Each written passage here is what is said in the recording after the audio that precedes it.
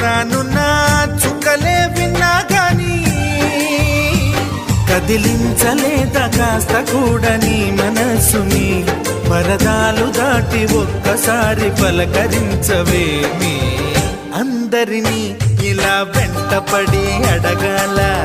సరదాగా నువ్వే ఎదురైతే సరిపోదా నిద్రపోతున్న రాత్రి నడిగా గుటికి చేరిన గువ్వల నడిగా